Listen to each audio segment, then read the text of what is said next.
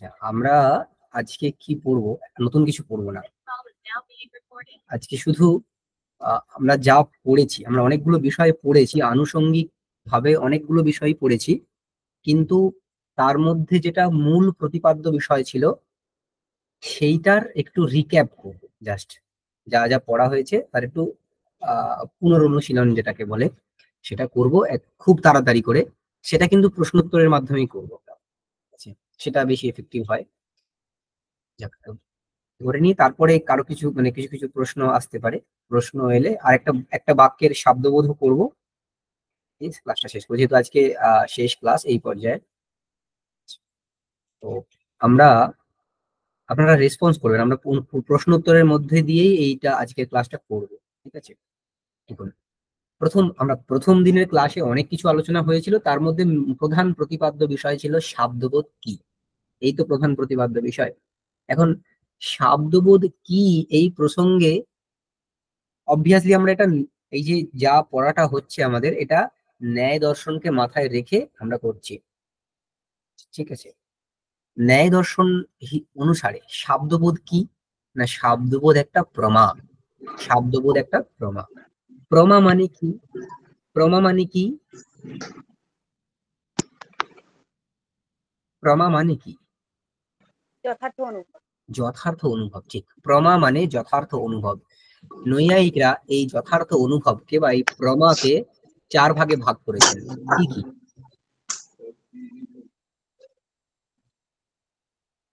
নৈয়ায়িকরা প্রত্যক্ষ, অনুমিতি, উপমিতি, শব্দ। ঠিক, প্রত্যক্ষ, অনুমিতি, উপমিতি এবং শব্দ। যথারীতি বোঝা যাচ্ছে যে প্রমার মধ্যে অন্তর্গত হয়েছে শব্দ। এই যে শব্দ আর শব্দ বোধ এক কথা। শব্দশ্চাসৌ বোধশ্চেতি শব্দ বোধ। শব্দ মানে শব্দাৎ জায়মান, মানে শব্দ থেকে যেটা জাত হয় সেটা শব্দ। আর যে বোধটা শব্দ সেটাকে আমরা শব্দবোধ বলি, মানে শব্দ থেকে জাত হয় যে বোধ তাকে আমরা শব্দবোধ বলি। শব্দবোধ মানে অ্যাকচুয়ালি বাক্যার্থ জ্ঞান। শব্দবোধ মানে অ্যাকচুয়ালি বাক্যার্থ জ্ঞান। সেটা কেমন না, একটি বাক্য, বাক্য কাকে বলে বলা হয়েছিল? বাক্য কাকে বলে? বাক্যের একটা সংজ্ঞা বলা হয়েছিল যে আকাঙ্ক্ষা, যোগ্যতা, আসক্তি, মত যে পদসমূহ, তাকেই তো আমরা বাক্য বলি।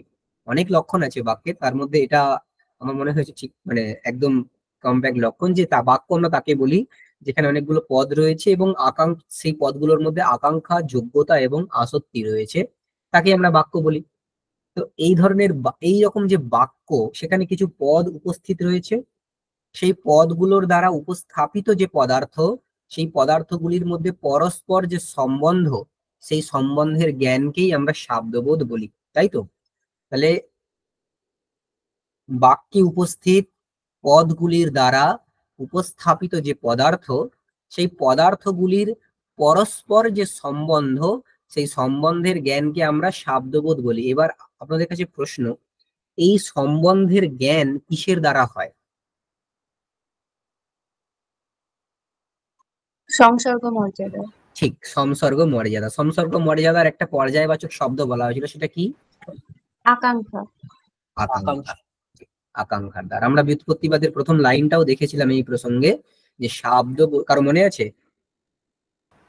শব্দবোধে চৈগ পদার্থে অপরা পদার্থস্য সংসর্গঃ সংসর্গ মর্যাদয়া ভাষতে। সংসর্গ মর্যাদয়া ভাষতে, ঠিক। এই হয়েছিল শব্দবোধ। এই শব্দবোধ, তারপরে আমরা এই প্রসঙ্গে দেখেছিলাম যে শব্দবোধ বা তার কারণ, কারণ হিসেবে শব্দ, এই মানে শব্দকে প্রমাণ হিসেবে চার্বাকরা মানেন না, বৌদ্ধরা মানেন না, এইটা দেখেছিলাম। এবং বৈশেষিকরাও মানেন না, তারা সব অনুমান, মানে চার্বাকরা তো প্রত্যক্ষই বলেন সবকিছু, বৈশেষিকরা তারা বলেছেন এই শব্দবোধ এটা অনুমানের অন্তর্গত। এই বিষয়ে তো অনেক আলোচনা আছে। আহ শব্দশক্তি প্রকাশিকা ইত্যাদি গ্রন্থে খুব ডিটেলসে আলোচনা রয়েছে, সেসব জায়গায় দেখতে বলেছিলাম। আচ্ছা, তো নৈয়ায়িকরা তো আলাদা করে এটার প্রমাত্ব স্বীকার করেছেন। আচ্ছা, শব্দবোধের প্রমাত্ব যখন স্বীকার করেছেন তখন তার কারণ ইত্যাদির কথাও বলা হয়েছে। এই শব্দবোধের কারণ কি, মানে কি কি উপায়, কি কি সহায়তাতে এই শব্দবোধ হয়, একটা কারিকা বলা হয়েছিল, ভাষা পরিচ্ছেদের একটি কারিকা। কারো কি মনে আছে সেই কারিকাটা? শব্দবোধের উপায় पदज्ञानं तु कारणं হ্যাঁ, तारं तत्र पदार्थधिः शब्दबोधफलं तत्र शक्तिर्धिः सहकारिणी আবার শক্তি, शक्तिर्धिः শক্তির ধি হবে কি, র এর এফ হবে কি, शक्तिधिः सहकारिणी শক্তিধি সহকারিণী। এইখানে কি বলা হচ্ছে যে শব্দবোধের করণ হলো পদজ্ঞান, পদজ্ঞানম তু করণম, দ্বার ব্যাপার কি, পদজ্ঞানম তু করণম দ্বারম তত্র পদার্থ ধীহি। পদ এখানে ধি মানে জ্ঞান, এখানে স্মরণাত্মক মানে পদার্থের স্মরণ। তাহলে শব্দবোধের করণ হলো পদজ্ঞান, পদার্থ স্মরণ হলো ব্যাপার। ফল কি, ফল তো শব্দবোধ বা কার্য, ফল বা কার্য হলো শব্দবোধ। আর সহকারী কারণ কি, শক্তিধীহি, শক্তি জ্ঞান। শক্তি জ্ঞান হলো সহকারী কারণ, এটা আমরা দেখেছি। কেন? কারণ পদ থেকে পদার্থের যে উপস্থিতি হয়, পদ থেকে পদার্থের যে উপস্থিতি হয় সেটা কিসের দ্বারা হয়, শক্তির দ্বারা, শক্তির দ্বারা হয়। ঠিক আছে, তাই কোনো ব্যক্তি যদি আগে থেকে না জানে এই পদটা এই পদার্থকে বোঝায়, মানে তার যদি শক্তি গ্রহ না হয়ে থাকে, তাহলে কখনো তার বাক্য থেকে শব্দবোধ হবে না।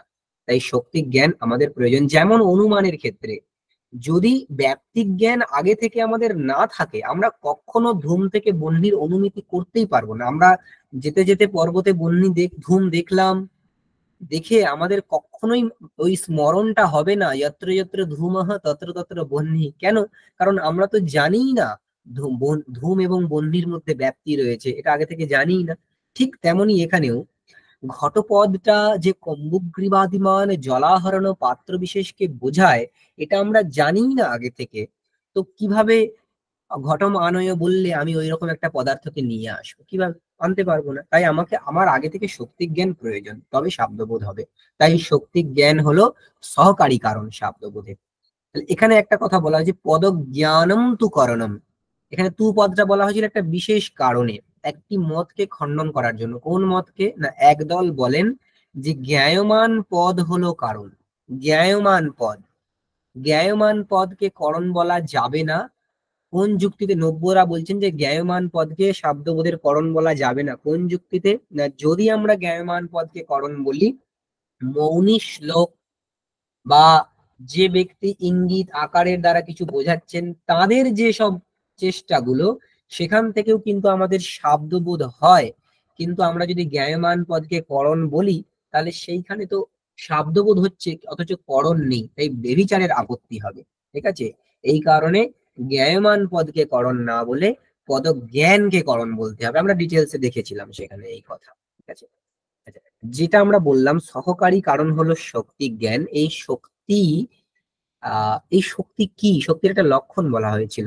এই শক্তি মানে কি, ইন জেনারেল, জেনারেল সেন্সে শক্তি বলতে আমরা কি বুঝছি এখানে এই শব্দবোধের প্রসঙ্গে, কারো মনে নেই? প্রাথমিক সম্বন্ধ। হ্যাঁ, পদ এবং পদার্থের মধ্যে সম্বন্ধ, তাই না? পদ এবং পদার্থের মধ্যে সম্বন্ধ, তাকেই শক্তি বলে। সেটা তার একটা বাক্য বলা হয়েছিল, ভাষা পরিচ্ছেদে আছে যে অস্মাৎ পদাৎ অয়মর্থ বোদ্ধব্যঃ ইতি ঈশ্বরেচ্ছা। এই পদ থেকে এই অর্থকে বুঝতে হবে, এই যে ঈশ্বরের ইচ্ছা, এটাকে শক্তি বলে। ঠিক আছে, আচ্ছা, এই যে এই শক্তি, এই শক্তির জ্ঞান কত ভাবে হয়? এই শক্তির জ্ঞান অনেক ভাবে হতে পারে। তার 8টা উপায়ের কথা বলা হয়েছিল। কি কি সেই 8টা উপায়, কারো কি মনে আছে? ব্যবহার, ব্যাকরণ, উপমান, কোষ, আপ্তবাক্য, হ্যাঁ, বাক্যশেষ, বিবৃতি এবং সিদ্ধ পদের সান্নিধ্য। ঠিক। এই কারিকাটা কারো মনে আছে কি, সেই কারিকাটা? शक्तिग्रहं व्याकरण उपमान कोशाप्त वाक्यात् व्यवहारतश्च হ্যাঁ, वाक्यस्य शेषात् विवृतेर्वदन्ति सान्निध्यतः सिद्धपदस्य वृद्धा। ঠিক। এই 8 প্রকারের শক্তি, এর মধ্যে প্রধান প্রধান উপায় কোনটা? ব্যবহার। ব্যবহার। আমরা ব্যবহার থেকেই বেশিরভাগ আমাদের শক্তি গ্রহ হয়েছে প্রথম থেকে। আচ্ছা, এরপরে আসছে যে এই শক্তির দ্বারা তো পদ থেকে পদার্থ উপস্থিত হয়, কিন্তু অনেক সময় কি হয়, ওই শক্তিলব্ধ যে অর্থ সেটাকে আমরা বলি মুখ্যার্থ। ঠিক আছে, বা অভিধেয় অর্থ। সেই অভিধেয় অর্থ বা মুখ্যার্থের না অন্বয় অনেক সময় বাধিত হয়। যেমন গঙ্গায়াম ঘোষ, এই সমস্ত উদাহরণে আমরা দেখেছি যে সেখানে মুখ্যার্থের সাথে অন্বয় কিন্তু হতে পারছে না। যখন মুখ্যার্থের বাধা উপস্থিত হয় বা তাৎপর্যের অনুপপত্তি হয়, তখন কোন বৃত্তিকে আশ্রয় করতে হয়? পদ লক্ষণাবৃত্তি। লক্ষণা। পদের মধ্যে দুটো বৃত্তি থাকে, শক্তি এবং লক্ষণা। শক্তি বৃত্তির আশ্রয়ে যখন আমাদের শব্দবোধ বাধিত হয়, তখন লক্ষণাবৃত্তির আশ্রয় করতে হয়। লক্ষণাবৃত্তির লক্ষণ কি? লক্ষণ কাকে বলে? একটি লক্ষণ বলা হয়েছিল, লক্ষণা শক্য সম্বন্ধ। শক্য পদার্থের সহিত যে সম্বন্ধ তাকে লক্ষণা বলে। ঠিক আছে। আচ্ছা, এরপরে আমরা দেখেছি শব্দবোধের প্রক্রিয়া। শব্দবোধের প্রক্রিয়া, দেখুন, শব্দবোধের প্রক্রিয়া বলতে গিয়ে আমরা দেখেছি একটি বাক্য আমাদের কাছে যখন আসে, আমরা কোনো একটা বাক্য শুনলাম, সেই সেই বাক্যে তো কিছু মানে পদ রয়েছে বা শব্দ রয়েছে, তার সাথে আমাদের কি হলো? আমাদের শ্রোত্রেন্দ্রিয়ের প্রত্যক্ষ হলো, শ্রাবণ প্রত্যক্ষ হলো। হওয়ার পর আমাদের কি হয়? পদজ্ঞান হয়। পদজ্ঞান। তো একটি বাক্য থেকে প্রথম বাক্য শোনার পরে সেখান থেকে আমাদের পদজ্ঞান হয়। মানে প্রত্যেকটা পদকে আমরা আলাদা করি। ওই পদগুলো স্ব স্ব বৃত্তির দ্বারা কি করে? অভিধেয় পদার্থকে উপস্থাপিত করে, মানে পদার্থের উপস্থিতি হয়। মানে প্রথমে পদ থেকে পদার্থগুলো অভিহিত হয়, পদ থেকে পদার্থগুলো অভিহিত হয়। এরপর অভিহিত যে পদার্থ, তাদের পরস্পর অন্বয় হয় বিশেষ্য বিশেষণ বিধায়। তাদের পরস্পর অন্বয় হয় বিশেষ্য বিশেষণ বিধায়। তাই নৈয়ায়িকদের এই যে মত শব্দবোধ বিষয়ে, একে বলা হয় অভিহিতান্বয়। অভিহিতান্বয় কেন? পदैহি অভিহিতানাম অন্বয়ঃ। পदैহি মানে পদের দ্বারা, অভিহিত হয়েছে যে পদার্থগুলি, অভিহিতানাম অন্বয়ঃ মানে পরস্পর সম্বন্ধ, তাকে বলা হয় অভিহিতান্বয়। এইখানে এই যে সম্বন্ধগুলো হয় বা এই যে অন্বয়গুলো হয়, বিশেষ্য বিশেষণ বিধায় অন্বয় হয়। কিরকম না, এইখানে প্রধান একটা বিশেষ্য থাকে, বাকি সবাই তার বিশেষণ হয়। প্রধান একটা বিশেষ্য হয় একটি বাক্যে, আর বাকি সবাই তার বিশেষণ হয়। কে প্রধান বিশেষ্য হয় সেটা আমরা দেখবো, আমরা পরে দেখেছি ন্যায় মতে প্রথমান্ত পদের দ্বারা উপস্থাপ্য যে পদার্থ সেই প্রধান বিশেষ্য হয়। বাকি সবাই কিন্তু কেউ সাক্ষাৎ সম্বন্ধে, কেউ পরম্পরা সম্বন্ধে সেই বিশেষ্যে গিয়ে অন্বিত হয়। যেমন করে একটা আমরা উদাহরণ দিয়েছিলাম যে সাগর, মহানদী, উপনদী, খাল বিল প্রভৃতি। সাগর হলো প্রধান বা মুখ্য, সেইখানে কিন্তু সবাই গিয়ে মেশে, কেউ সাক্ষাৎ মেশে, কেউ পরম্পরায়। মহানদীগুলো সাক্ষাৎ গিয়ে মেশে, উপনদী, খালবিল প্রভৃতি তারা মহানদীতে গিয়ে মেশে, সেইখান থেকে তার দ্বারা সাগরে গিয়ে উপনীত হয়। তো শব্দগুলির ক্ষেত্রটা ঠিক একই রকম। প্রধান একজন বিশেষ্য থাকে, তাকে শেষে আমরা রাখি, আর বাকি সবাই সেখানে বিশেষ্য বিশেষণ বিধায় অন্বিত হয়, কেউ সাক্ষাৎ, কেউ পরম্পরায়। ঠিক আছে। এখন এই ক্ষেত্রে আমরা বলেছিলাম যে যখন আমরা পদগুলোকে ভাঙি, প্রকৃতি এবং প্রত্যয় এইভাবে তো ভাঙি। এখন প্রকৃতির যে অর্থ আর প্রত্যয়ের যে অর্থ, প্রথমে এদের মধ্যে অন্বয় হয়।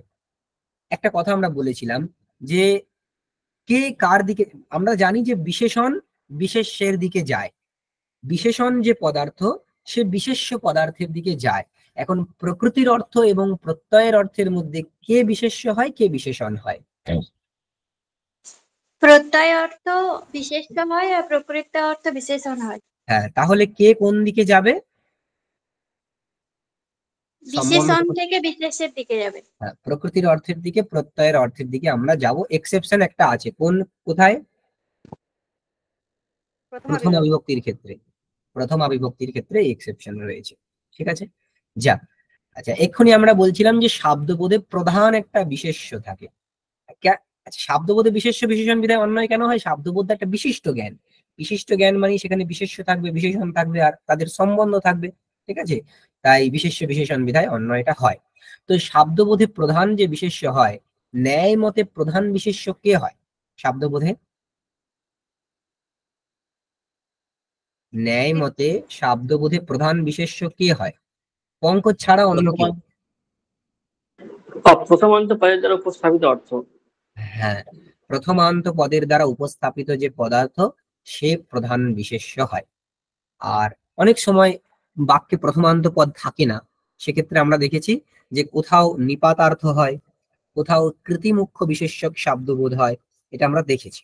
ঠিক আছে, আচ্ছা, কোথাও কোথাও আবার ধাতু অর্থ মুখ্য বিশেষ্যক শব্দবোধও হয়, যেখানে প্রথমান্ত পদার্থ থাকে না।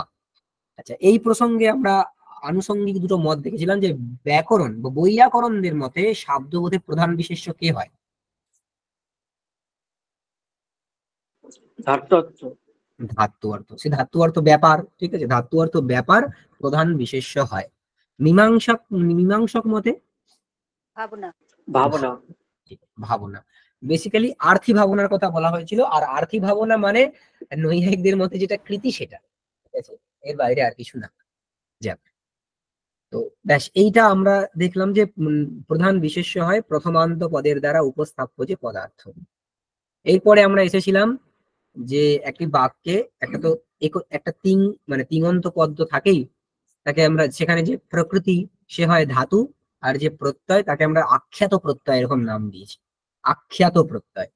এখন নৈয়ায়িকের মতে, আচ্ছা, বাচ্য তো তিন প্রকার আমরা জানি, কর্তৃবাচ্য, কর্মবাচ্য, ভাববাচ্য, আরো আছে কর্মকর্তৃবাচ্য আছে। তো জেনারেলি প্রধানত তিন প্রকার। তো সেখানে কর্তৃবাচ্যে আখ্যাত প্রত্যয়ের অর্থ কি হয় নৈয়ায়িকদের মতে? কৃতি। কৃতি। অ্যাকচুয়ালি কৃতি নয়, ওটা কর্তৃত্ব। ঠিক আছে, যেহেতু কর্তৃবাচ্য তাই কর্তৃত্ব, কর্তৃত্ব ইজ ইকুয়াল টু কৃতি, তাই তো? কর্তৃত্ব সমান কৃতি কিভাবে আসে? কর্তৃত্ব সমান কৃতি কিভাবে আসে? কর্তৃবাচ্যে তি কর্তাকে মুক্ত করে। না, সেটার কথা না, আমরা বলছি দেখুন, কর্তৃত্ব সমান কৃতি, এটা কেন, কোন যুক্তিতে বলা হয়েছিল? কিন্তু ফলবত্ত, ফলবত্ত সমান কি ফল, কোন ফল। যুক্তিতে? কোন তো যুক্তিতে? বিশিষ্টান ভাব প্রত্যয়াত বিশেষণম বিশেষণ অবগাহতে। অবগাহতে। ঠিক, বিশিষ্টাদ ভাব প্রত্যয়ঃ বিশেষণম অবগাহতে, এই ন্যায় অনুসারে। ঠিক এই একই অর্থ, এক্সাক্ট একই অর্থ বোঝায়, কিন্তু আরেকটা অন্যরকম শব্দ দিয়ে এই ন্যায়টা আছে, সেটা কি কারো মনে আছে? মতুবন্তাৎ বিহিতः ভাবপ্রত্যয়ः প্রকৃত্যর্থম গময়তি। ঠিক, মতুবন্তাদ বিহিতঃ ভাব প্রত্যয়ঃ প্রকৃত্যর্থম গময়তি, এই এই একটা বাক্য বলা হয়েছিল। যাই হোক, কর্তৃত্ব মানে কৃতি। দেখুন, ওখানে কর্তা মানে ছিল কৃতিমান, কর্তৃত্ব মানে কৃতিমত্ত, তার মানে কৃতি। এই জন্য নৈয়ায়িকদের মতে কর্তৃবাচ্যে আখ্যাত প্রত্যয়ের অর্থ কৃতি। কিন্তু দেখুন বৈয়াকরণদের মতে মতে কি কর্তৃবাচ্যে আখ্যাত প্রত্যয়ের অর্থ কি? কর্তা। কর্তা। তাহলে দুটো ভিন্ন মত আমরা পেলাম। নৈয়ায়িকদের মতে কৃতি, বৈয়াকরণদের মতে কর্তা। ঠিক আছে, এই বিষয়টা নিয়ে কিন্তু একটু আলোচনা আমরা করেছিলাম যে এখানে একটু সমস্যা আছে। মানে নৈয়ায়িকরা বলেছেন যে শক্তিগ্রহের উপায় কি, একদম প্রথমেই তারা বলেছেন শক্তিগ্রহণ তো ব্যাকরণ, ব্যাকরণ থেকে আমাদের শক্তিগ্রহ হয়। ধাতু প্রত্যয়, ধাতু টাতু, এই ধাতু প্রত্যয় ইত্যাদি যে মানে শক্তিগ্রহ, ভূ ধাতুর অর্থ সত্তা, এসব আমরা ব্যাকরণ থেকেই দেখেছি। ঠিক আছে, তো ব্যাকরণ আমাদের শক্তিগ্রহের উপায়, কিন্তু ক্বচিৎ সতি বাধকে ত্যজ্যতে, কখনো কখনো বাধক থাকলে সেটা ত্যক্ত হয়, কখনো কখনো বাধক থাকলে সেটা ত্যক্ত হয়। ঠিক আছে, তো এই ক্ষেত্রে বৈয়াকরণরা মানে আখ্যাত প্রত্যয়ের অর্থকে বলেছেন কর্তা, কিন্তু নৈয়ায়িকরা কর্তাকে বাদ দিয়ে কৃতিকে নিলেন। কেন? নিশ্চয়ই বাধক রয়েছে। বাধকটা কি, যুক্তিটা কি, কেন কৃতিকে নিয়েছেন কর্তাকে নেননি? বলা হয়েছিল, কিন্তু খুব ভেঙে ভেঙে কথাগুলো বলা হয়েছিল একদম। আর মনে আছে? ভুলে গেছেন সবাই? এইসব এইসব প্রশ্ন কিন্তু হয় অনেক জায়গাতে। ঠিক আছে, পঙ্কজ মনে আছে? স্যার বলছি, হ্যাঁ বৈয়াকরণ মতে আখ্যাত প্রত্যয়ার্থ হচ্ছে কর্তা। হ্যাঁ কর্তা হচ্ছে সক্রিয়, হ্যাঁ তার মধ্যে সক্রিয়তা আছে। হ্যাঁ আর এই সক্রিয়তার অবচ্ছেদ হচ্ছে কর্তৃত্ব। কর্তৃত্ব ইজ হ্যাঁ ইকুয়াল টু কৃতি। কৃতি তো আহ, মানে জীবাত্মা অনুসারে বহু এবং অনেক, মানে অনেক। জীবাত্মা অনুসারে না, কৃতি কি ধরনের পদার্থ? আর কৃতি একটা আত্মনিষ্ঠ ধর্ম, আত্মনিষ্ঠ গুণপদার্থ। কি? হ্যাঁ, গুণ। ঠিক, এইটা আত্মনিষ্ঠ গুণ। এইবার বল। আর এটি অনেক আছে, তাই হ্যাঁ, যেহেতু জীবাত্মা অনেক, তাই প্রত্যেক এবং এই যে কৃতি তো আত্মনিষ্ঠ গুণবিশেষ, জগতে জীবাত্মা অনেক, তাই প্রত্যেক আত্মাতে তো আলাদা আলাদা কৃতি, এবং একটি আত্মাতে ভিন্ন ভিন্ন কৃতি হয়, তাই না? পড়াশোনার অনুকূল যে কৃতি আর খাওয়ার অনুকূল কৃতি এক নয়। আমি এক জীবাত্মা, আমার মধ্যে এখন বহু ধরনের, আজকে সারাদিনে কত লক্ষ লক্ষ কৃতি উৎপন্ন হয়েছে, ঠিক আছে? তাই প্রথমত তো জীবাত্মা ভেদে কৃতিগুলো আলাদা, আবার প্রত্যেক আত্মাতে অনেক কৃতি আছে। অতএব সক্যতাবচ্ছেদক যে হলো, সে কিন্তু অনুগত হলো না, সে অনেক হলো।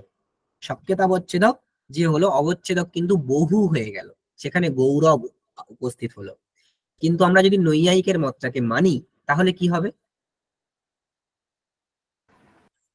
নৈয়ায়িকের মতে আখ্যাতার্থ হচ্ছে কৃতি, হ্যাঁ, তাতে সক্যতা আছে, আর হ্যাঁ, সক্যতার অবচ্ছেদক হচ্ছে কৃতিত্ব। কৃতিত্ব সেটি হ্যাঁ, জাতি, সেটি এক। হ্যাঁ, এক্ষেত্রে জাতি, রাঘব হ্যাঁ, হচ্ছে। ঠিক। জগতে যত পদার্থই থাকুক, তাদের মধ্যে যে জাতি রয়েছে সে কিন্তু এক। অতএব নৈয়ায়িকের মতে সক্যতাবচ্ছেদকে লাঘব আছে, ঠিক আছে? সেই যুক্তিতে তারা বলেছেন যে এখানে মানে সক্যতাবচ্ছেদকে গৌরব থাকার জন্য বৈয়াকরণদের এই মতটিকে আমরা মানতে পারছি না। কিন্তু বৈয়াকরণদের এই মতটাকে না মানলে একটা অসুবিধার সম্মুখীন হতে হয়। কি অসুবিধার সম্মুখীন হতে হয়? এটা তো মানলাম আমরা যে হ্যাঁ, গৌরব আছে বলে তারা ওটা মানলেন না, কিন্তু ওটা না মানলেও একটা সমস্যা আছে। কি সমস্যা? কারো মনে আছে? পঙ্কজ ছাড়া কারো মনে আছে কি? যে কেউ চেষ্টা করুন।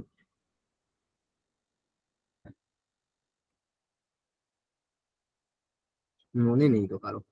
যাক, রামঃ গচ্ছতি, রামঃ বিদ্যালয়ম গচ্ছতি। এখানে রামঃ বিদ্যালয়ম গচ্ছতি, এখানে রামঃ এতে প্রথমা বিভক্তি কেন হয়েছে? রামঃ কোন কারক? রামঃ এই বাক্যে কোন কারক? কর্তৃকারক। কর্তৃকারক। কর্তৃকারকে কোন বিভক্তি হয়? তৃতীয়া বিভক্তি।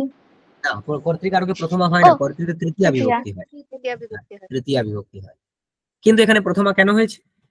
প্রাতিপদিকার্থে প্রথম হয়। উত্তর হয়েছে। প্রাতিপদিকার্থে তো প্রথমা হয়েছে। প্রাতিপদিকার্থে প্রথমা কখন হয়? কোন কারক যখন উক্ত হয়ে যায় তখনই প্রাতিপদিকার্থে প্রথমা হয়, তাই তো?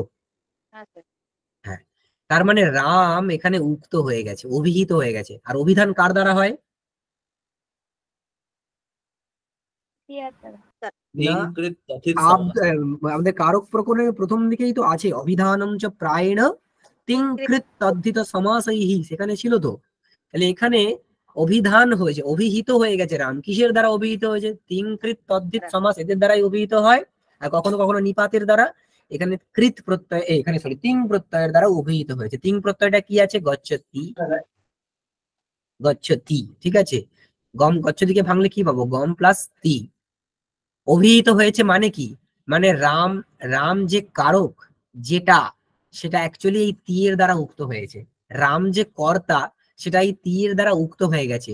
তি কর্তাকে বোঝাচ্ছে, সেই জন্য কর্তা এখানে উক্ত হয়েছে। সেই কারণে কর্তাতে প্রথমা বিভক্তি হয়ে গেছে। এই এই এই কিন্তু আমরা পড়েছি। এই কারণেই কিন্তু রাম এখানে প্রথমা বিভক্তি হয়। কিন্তু নৈয়ায়িক যদি এখন এসে বলে তি এর অর্থ কৃতি, তাহলে কি আর কর্তা উক্ত হলো? না, অনুক্ত হয়ে কর্তা যাচ্ছে। উক্ত, কর্তা অনুক্ত থেকে গেল। তাহলে কর্তা যদি অনুক্ত থাকে তখন তাতে কোন বিভক্তি হয়? তৃতীয়া বিভক্তি। তৃতীয়া বিভক্তি। তাহলে এখানে কি কি হওয়ার আপদ? নৈয়ায়িকদের মতে এখানে এই বাক্যটার আকার কি রকম হয়ে যাবে? রামিন হয়ে যেত। হ্যাঁ, রামেণ বিদ্যালয়ম গচ্ছতি, এটা হয়ে যেত, তাই তো? এই এই আপত্তি কিন্তু আমরা কি এরকম প্রয়োগ করি? না, করি না। তাহলে এই আপত্তি হয়েছে, আমাদের আমরা যে বাক্য প্রয়োগ করি সেখানে অনিষ্ট বিষয়ের আপত্তি চলে আসে নৈয়ায়িকের মত মানলে। নৈয়ায়িককে বৈয়াকরণ এই প্রশ্ন করেছে, আমার মত যদি আপনি না মানেন তাহলে তো এই দোষ চলে আসবে। তখন নৈয়ায়িক কিন্তু একটা উত্তর দিয়েছে, সেই উত্তরটা ভাষা পরিচয় অনুসারে আমরা পড়েছিলাম, দেখেও ছিলাম। সেই উত্তরটা কি ছিল পঙ্কজ? কর্তৃগত সংখ্যা এখানে উক্ত হয়। হ্যাঁ, অ্যাকচুয়ালি ওই যে অভিহিতে কর্তরি প্রথমা, এটা না বলে অ্যাকচুয়ালি বলা হয়েছে অভিহিতায়াম কর্তৃ সংখ্যায়াম প্রথমা। যে কারক উক্ত হয় তাতে প্রথমা এমন নয়, যে কারকের সংখ্যা উক্ত হয়, তিং কৃত তদ্ধিত সমাসের দ্বারা যে কারকের সংখ্যা উক্ত হয়, এটা তো কৃত তদ্ধিতের জায়গাতেই প্রশ্ন সমস্যা আসবেই না, তিং এর ক্ষেত্রে এই সমস্যা আসবে। তাহলে তিং এর দ্বারা যে কারকের সংখ্যা উক্ত হয় সেই কারকে প্রথমা বিভক্তি হবে। এই যে তি, এটার দ্বারা কর্তা উক্ত হয়নি ঠিকই, কিন্তু এই তি এর দ্বারা একটা সংখ্যাও তো বলা হয়, যে তি এর অর্থ একত্ব, একত্বও তো বটে। এই একত্বটা কার একত্ব? এই কর্তার একত্ব।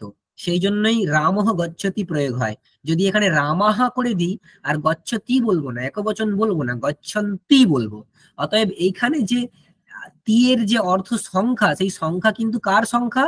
এই কর্তার সংখ্যা। অতএব এই তি এর দ্বারা কর্তৃগত সংখ্যার উক্ত হওয়ার কারণে কর্তাতে প্রথমা হয়ে যাবে, কোনো অসুবিধা হবে না। তাহলে বৈয়াকরণ যে প্রশ্ন বানে নৈয়ায়িককে ফেলার চেষ্টা করছিল, নৈয়ায়িক কিন্তু তার থেকে নিষ্কৃতি পেলেন এইভাবে। কিভাবে না, তিনি ওই যে নিয়ম, অভিহিত অনভিহিতের যে নিয়ম, সেখানে একটু চেঞ্জ করে দিয়ে বললেন ওটা আসলে আপনাদের বুঝতে ভুল হয়েছে, ওটা আসলে অভিহিত কর্তৃ সংখ্যায়াম প্রথমা, অভিহিত কর্ম সংখ্যায়াম প্রথমা। অভিহিত কর্মণি প্রথমা নয়, অভিহিত কর্তরি প্রথমা নয়, অভিহিত কর্তৃ সংখ্যায়াম প্রথমা। ঠিক আছে, সংখ্যার অভিধান অনভিধানকে লক্ষ্য করে কিন্তু এই প্রশ্নটা হয়েছে, মানে এই প্রথমা বিভক্তিটা হয়। ব্যাস, এই ছিল সেইখানকার উত্তর। এই প্রসঙ্গটা কিন্তু একটু ইম্পর্টেন্ট প্রসঙ্গ, এটা কিন্তু মনে রাখবেন। এটা বলা হয়েছিল ভেঙে ভেঙে অনেকক্ষণ টাইম নিয়ে, কিন্তু মনে নেই কারো। যাক, আচ্ছা, এইখানে এটা হয়ে গেল। তাহলে আখ্যা কর্তৃবাচ্যে আখ্যাত প্রত্যয়ের অর্থ কি দাঁড়ালো নৈয়ায়িকদের মতে? প্রীতি। তৃতীয়। কর্মবাচ্যে কি হবে আখ্যাত প্রত্যয়ের অর্থ? কর্মত্ব। কর্মত্ব। ভাববাচ্যে? ভাব। হ্যাঁ, ভাব মানে ক্রিয়া, মানে ধাতু অর্থটাই, ধাতু অর্থটাই অর্থ। ঠিক আছে, আচ্ছা, নৈয়ায়িকদের মতে ধাতু অর্থ কি? ধাতু অর্থ সমান কি? এই যে ধাতু অর্থ বিচার, এই নিয়ে কিন্তু অনেক আলোচনা রয়েছে। আমরা নৈয়ায়িকদের মধ্যেও কিন্তু নিজস্ব অনেক বিরোধ রয়েছে। অনেকে ধাতু অর্থ ফল এবং ব্যাপার দুটোই স্বীকার করেন, কেউ শুধু ব্যাপার বলেন, কেউ বলেন ফলাবচ্ছিন্ন ব্যাপার। আমরা এখান থেকে একটা জেনারেলাইজ আইডিয়া নিয়ে বলেছিলাম ধাতু অর্থ ইজিক্যাল টু কি বলা হয়েছিল? ফলাবচ্ছিন্ন ব্যাপার ও ধাতু অর্থ। হ্যাঁ, ব্যাপার, ঠিক, ফলাবচ্ছিন্ন ধাতু, ফলাবচ্ছিন্ন ব্যাপার। হ্যাঁ, এটা এখানে বিশেষ হচ্ছে ব্যাপার। তো সেই ব্যাপারকে আমরা ধরেছিলাম যে ধাতু অর্থ সমান ব্যাপার। ব্যাপার মানে কিন্তু ক্রিয়া, ব্যাপার মানে ক্রিয়া। এইবার ধাতু অর্থ হলো ব্যাপার আর আখ্যাতের অর্থ হলো কৃতি। কর্তৃবাচ্যের কথা বলছি। ধাতু অর্থ হলো ব্যাপার, আখ্যাতের অর্থ হলো কৃতি। তাহলে ধাতু অর্থ এবং আখ্যাতের মধ্যে আমরা অন্বয় করব। এখন কাকে কার দিকে নিয়ে যাব? ধাতু অর্থ এবং আখ্যাতের অর্থ পেয়েছি আমরা, মানে ধাতু অর্থের সাথে আখ্যাতের অর্থ কৃতির অন্বয় করব। কৃতি থেকে ধাতু অর্থের দিকে আসবো, নাকি ধাতু অর্থ ব্যাপার থেকে কৃতির দিকে যাব? প্রীতি থেকে ধাতু অর্থের দিকে, আখ্যাতের দিকে। কৃতি থেকে, কৃতিই তো আখ্যাতের অর্থ। আরে সরি, পচতি, থেকে আমি লিখছি আখ্যাতের এখানে দিকে। পচতি। এখানে কি ধাতু কি আছে? পচ। পচ। আর আখ্যাত প্রত্যয় কি আছে? তি। তি। তীর অর্থ কি? কৃতি। কৃতি। পচ ধাতুর অর্থ কি? পাক। পাক, ব্যাপার। অন্বয় করব, কোন দিক থেকে কোন দিকে যাব? পাক থেকে কৃতির দিকে যাব। পাক থেকে কৃতির দিকে যাব। এই অ্যারোটা মানে সম্বন্ধ, তাই তো? এই অ্যারোটা ইজিক্যাল টু সম্বন্ধ। আচ্ছা, এই সম্বন্ধের দুটো সম্বন্ধী কে কে?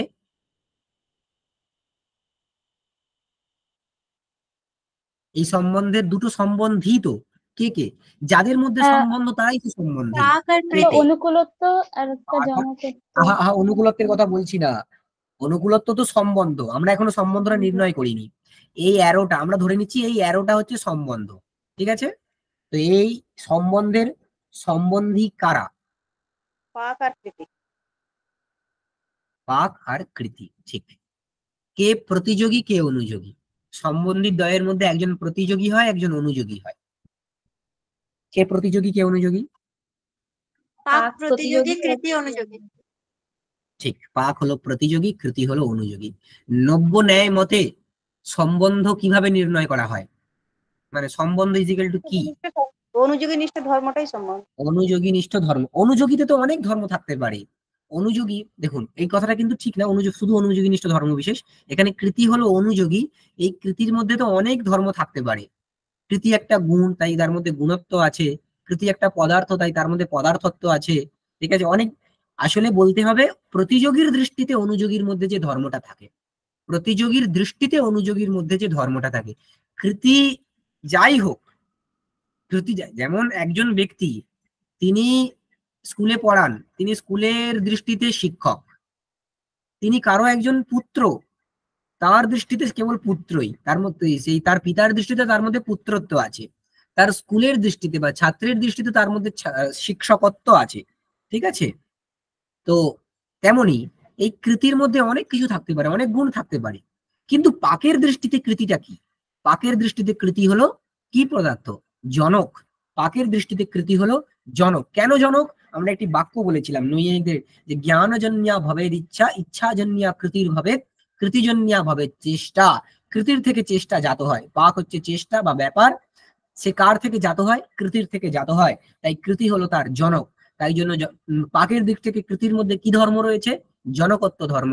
জনকত্ব ধর্মকে আমরা অনুকূলত্ব বলেও লিখতে পারি, তাই এখানে সম্বন্ধটা হবে জনকত্ব অথবা কি? অনুকূলত্ব। ঠিক, অনুকূলত্ব।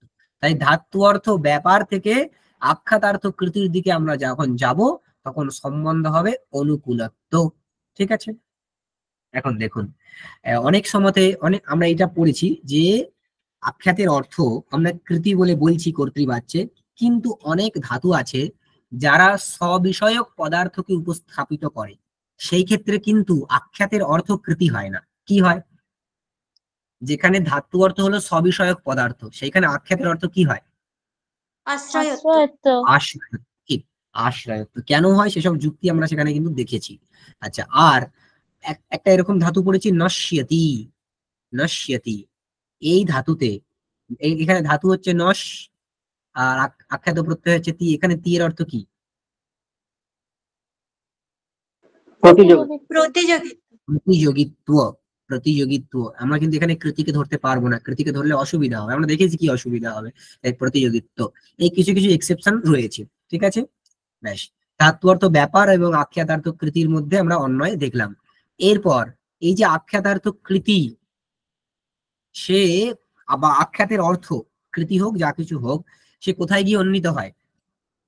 আখ্যাতের অর্থ সে কোথায় গিয়ে উন্নীত হয়?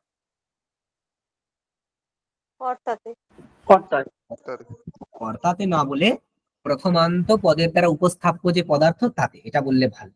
কারণ আখ্যাতের অর্থ কর্মবাচ্যে, আখ্যাতের অর্থ যে কর্মত্ব, সে কিন্তু কর্তাতে উন্নীত হয় না, সে কোথায় উন্নীত হয়? কর্মেতে। আর কর্মবাচ্যে কর্মকারক যে, সে প্রথম বিভক্তির দ্বারা উপস্থিত হয়। তাই আমাদেরকে কথাটা বলতে হবে, আখ্যাতের যে অর্থ, সে প্রথমান্ত পদের দ্বারা উপস্থাপ্য যে পদার্থ, সেখানে গিয়ে উন্নীত হয়। ঠিক আছে, আখ্যাতের যে অর্থ, সে প্রথমান্ত পদের দ্বারা উপস্থাপ্য যে পদার্থ, তাতে গিয়ে উন্নীত হয়। এখন আখ্যাতের অর্থ যদি কৃতি হয়, তাহলে প্রথমান্ত পদার্থ হবে কর্তা, তাতে আশ্রয়ত্ব সম্বন্ধে উন্নীত হবে। আখ্যাতের অর্থ যদি আশ্রয়ত্ব হয়, সেও কিন্তু ওই প্রথমান্ত পদার্থে আশ্রয়ত্ব সম্বন্ধে উন্নীত হবে।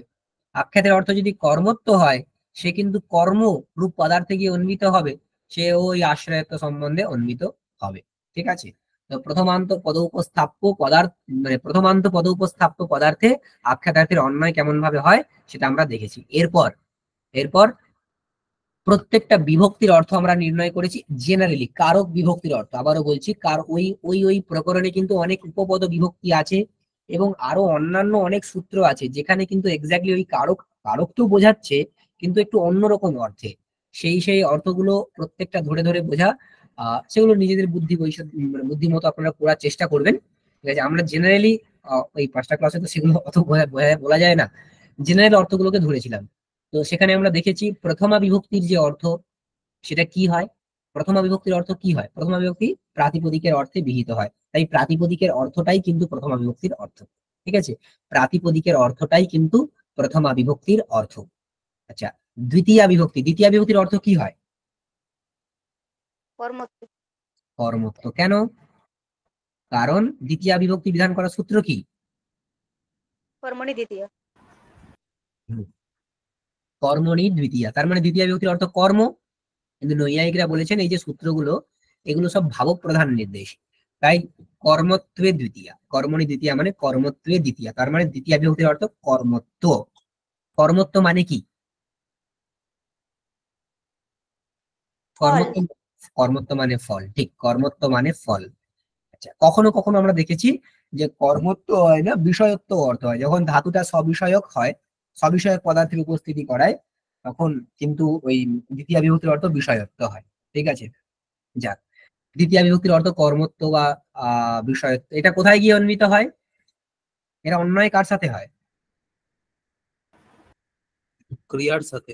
ঠিক আছে, এটা যেহেতু কারক বিভক্তি তাই ক্রিয়াতে গিয়ে অন্যয় হয়। ঠিক আছে, আচ্ছা, ধরুন তৃতীয়া বিভক্তি, তৃতীয়া বিভক্তির অর্থ কি হয়? কারক ও তৃতীয়ার কথা বলছি, কারক যে তৃতীয়া বিভক্তি, সেই তৃতীয়া বিভক্তির অর্থ কি হয়? কর্তৃকর্ণের তৃতীয়া। হ্যাঁ, তার মানে তৃতীয়া বিভক্তির অর্থ দুটো, কি কি? কর্তৃত্ব একটা করণত্ব। হ্যাঁ, কর্তৃত্ব আর করণত্ব, ঠিক, কর্তৃত্ব আর করণত্ব, এই দুজনেরই অন্যয় কোথায় হবে শব্দবোধে?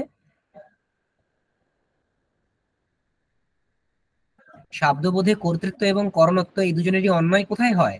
আরে একটাই তো ক্রিয়ার সঙ্গে। ক্রিয়ার সাথে। কারক বিভক্তি, কারক বিভক্তির অন্যয় সবসময় ক্রিয়াতে হয়। কেন? কারক মানে কি? ক্রিয়ান্বয়িত্বম, ক্রিয়ান্বয়ী কারকম। ক্রিয়ান্বয়ী কারকম, এই তো কথা। ক্রিয়ান্বয়ী মানে কি? ক্রিয়ার সাথে অন্যয় যার আছে, ক্রিয়ার সাথে অন্যয় যার হয় সেই তো ক্রিয়ান্বয়ী। মানে তার মানে কারকের অন্যয় ক্রিয়াতে গিয়ে হবে, সেই জন্য কারক বিভক্তির অন্যয় আমরা ক্রিয়াতে করব। ঠিক আছে, আচ্ছা, চতুর্থী বিভক্তি, চতুর্থী বিভক্তির অর্থ কি হয়? সম্প্রদান। সম্প্রদান। হ্যাঁ, সম্প্রদানত্ব। কিন্তু সম্প্রদান শব্দের যে মুখ্য অর্থ, সেটা নিলে কিন্তু সব জায়গায় কেবলমাত্র দা ধাতুর ক্ষেত্রেই আমরা ব্যবহার করতে পারবো। কারণ সম্প্রদান মানে কি? উদ্দেশ্য। সম্প্রদায়তে অসময়, যাকে সম্প্রদান মানে দান করা হয়। যদি সব জায়গায় যেখানে দান করা হয় সেখানেই চতুর্থী হয় সম্প্রদানে, এমন কিন্তু নয়, গৌণ সম্প্রদানও রয়েছে। তাই জন্য সম্প্রদানের অর্থ করেছি আমরা এখানে উদ্দেশ্য, তাই সম্প্রদানত্ব মানে উদ্দেশ্য। চতুর্থী বিভক্তির অর্থ করবো আমরা উদ্দেশ্যত্ব, এরও অন্যয় কোথায় হবে? ক্রিয়াতে। ক্রিয়ার সাথে। ক্রিয়াতে। ক্রিয়াতে। পঞ্চমী বিভক্তির অর্থ কি? অবধিত্ব বা অপাদান। হ্যাঁ, পঞ্চমী বিভক্তির অর্থ অবধিত্ব, অপাদানত্ব। এখন অপাদানত্ব বিভিন্ন রকম হয়, কোথাও অবধির অপাদান সংজ্ঞা হয়, ঠিক আছে, এরকম ভাবে হয়তো। তো অবধিত্ব কোথাও কোথাও আমরা অবধিত্ব করব। ঠিক আছে, আচ্ছা, আর বাকি আরো কিন্তু অনেক জায়গায় আছে, যেমন একটা উদাহরণ আমরা দেখছিলাম একদিন, কোথাও কোথাও হেতু, হেতুতা অর্থ হয়, বিত্রার্থানাম হয় হেতু ইত্যাদি, আর পরাজের রসড, এইসব বিভিন্ন সূত্র আছে। তো আমরা এই বৃক্ষাৎ পরণম পদ্ধতি ইত্যাদি ক্ষেত্রে অবধিত্ব অর্থই করবো। ঠিক আছে, এর অন্যয় কোথায় হবে? ক্রিয়াতে। ক্রিয়াতে। ক্রিয়ার সাথে। ক্রিয়াতে। পঞ্চমী হয়ে গেল। আচ্ছা, সপ্তমী, ষষ্ঠী তো আচ্ছা, ষষ্ঠীটা বলেই দিই। ষষ্ঠী বিভক্তির অর্থ, ষষ্ঠী বিভক্তি দু রকম, কি কি? একটা সম্বন্ধে হয় আর একটা কারক। কারকে হয়। একটা সম্বন্ধে ষষ্ঠী হয়, একটা কারকে ষষ্ঠী হয়। সম্বন্ধে ষষ্ঠী হলে সেই ষষ্ঠী বিভক্তির অর্থ কি হবে? স্বস্বামিত্ব বা হ্যাঁ, সেই সেই সম্বন্ধ, যে সম্বন্ধে ষষ্ঠীটা হয়েছে সেই সেই সম্বন্ধ। ঠিক আছে, তো সত্য, স্বামিত্ব, জন্যত্ব, জনকত্ব, এইসব সম্বন্ধ হবে। ঠিক আছে, তার অন্যয় কোথায় হবে? না, যার সাথে সেটা সম্বন্ধ যুক্ত, যার সাথে আকাঙ্ক্ষা আছে। যেমন দশরথস্য পুত্র, ওখানে দশরথস্য আছে, ওই ওয়াস যে আছে না, তার অর্থ আমরা যদি জনকত্ব বা জন্যত্ব করি, সেই জন্যত্বের অন্যয় রামের সাথে হবে, ক্রিয়াতে গিয়ে অন্যয় হবে না, কারণ দশরথের সাথে কে সম্বন্ধ যুক্ত? রাম সম্বন্ধ যুক্ত, তাই রামের সাথে অন্যয়টা হবে। ঠিক আছে, তো যার যার সাথে সম্বন্ধ সেখানে সেখানেই অন্যয়টা হবে। আচ্ছা, কারক ষষ্ঠী আছে। কারক ষষ্ঠীর অর্থ হচ্ছে যে কারকে ষষ্ঠীটা হয়েছে ওই কারকত্ব। যদি কর্মকারকে ষষ্ঠী হয় তাহলে কর্মত্ব, যদি কর্তায় ষষ্ঠী হয় তাহলে কর্তৃত্ব, এইসব রয়েছে। ঠিক আছে, আর সেক্ষেত্রে কিন্তু অন্যয় কোথায় হবে? ক্রিয়াতে। ক্রিয়াতে অন্যয় হবে। তারও উদাহরণ আমরা দেখেছি, সেই অন্নস্য পক্তা রামহ, এইসব করে দেখেছি উদাহরণ। যাক, আর সপ্তমী বিভক্তি, সপ্তমী বিভক্তির অর্থ কি? আধার। আধার। হ্যাঁ, সপ্তমী বিভক্তির অর্থ হচ্ছে আধার। আধার অধিকরণে সপ্তমী বিভক্তি হয়। অধিকরণ কার, অধিকরণ সংজ্ঞা কার হয়? আধারে, অতএব আধারত্ব। আধারত্বের জায়গায় কিন্তু আমরা আধিরত্ব লিখতে পারি, সেসবগুলো পরে আসবে আস্তে আস্তে। আমরা কেন আধিরত্ব লিখতে পারি? যেহেতু বিভক্তিটা হচ্ছে কারক এবং ক্রিয়ার মধ্যে সম্বন্ধ, তো সেক্ষেত্রে আমরা ওই সম্বন্ধের আগে আধার আধেয় আধারত্ব লিখতে পারি, আধেয়ত্বও লিখতে পারি। যাক, এখন এইখানে একটা টুইস্ট আছে। আমরা সবসময় বলছিলাম যে ওই কারক বিভক্তির অন্বয়গুলো কোথায় করি আমরা? ডিরেক্টলি ক্রিয়াতে। কিন্তু এই ক্ষেত্রে সপ্তমী বিভক্তির যে অর্থ, তার অন্বয় আমরা ক্রিয়াতে না করে আমরা অন্য এক জায়গাতেও করতে পারি। কোথায় করতে পারি? কর্তা আর কর্তা কর্মে। না হলে কর্ম। কর্তা বা কর্মে। কেন? কেন? কারণ ক্রিয়ার ক্রিয়া বা সাক্ষাৎ কর্ম। হ্যাঁ, সূত্রটার দিকে লক্ষ্য করতে হবে। আধার কাকে বলে, মানে কোন আধারের অধিকরণ সংজ্ঞা হয়?